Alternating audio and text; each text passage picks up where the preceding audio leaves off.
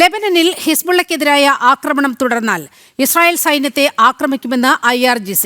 വടക്കൻ ഇസ്രായേലിലും ഗാസയിലും വിന്യസിച്ച സേനാ വിഭാഗങ്ങളെ ലക്ഷ്യം വെക്കുകയെന്നും ഇറാൻ അറിയിച്ചു.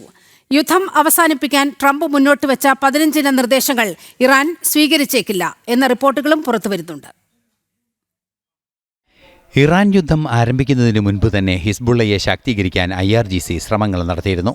IRGC ഉദ്യോഗസ്ഥർ ലെബനനിലെത്തി ഹിസ്ബുള്ളയ്ക്ക് പരിശീലനം നൽകിയതായി റിപ്പോർട്ടുകളും പുറത്തുവന്നു. യുദ്ധം ആരംഭിച്ച് ദിവസങ്ങൾക്കകം ലെബനനിൽ നിന്നും ഇസ്രയേലിലേക്ക് ആക്രമണവുമുണ്ടായി. ഈ സാഹചര്യത്തിൽ പ്രത്യാക്രമണമുണ്ടാകുമെന്ന് കൃത്യമായ നിലപാട് ഇസ്രയേൽ അറിയിക്കുകയും ചെയ്തു.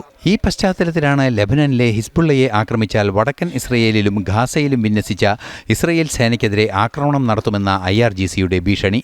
ഇറാന്റെ പ്രോക്സിയായ ഹിസ്ബുള്ള വീണ്ടും ശാക്തീകരിക്കപ്പെട്ടിരിക്കുന്നു എന്ന സൂചനയാണ് ഭീഷണിയിലൂടെ പുറത്തുവരുന്നത്. ട്രംപ് മുന്നോട്ട് വെച്ച 15 സമാധാന നിർദ്ദേശങ്ങൾ ഇറാൻ അംഗീകരിച്ചേക്കില്ല എന്ന റിപ്പോർട്ടുകളും ഇതോടൊപ്പം പുറത്തുവരുന്നുണ്ട്.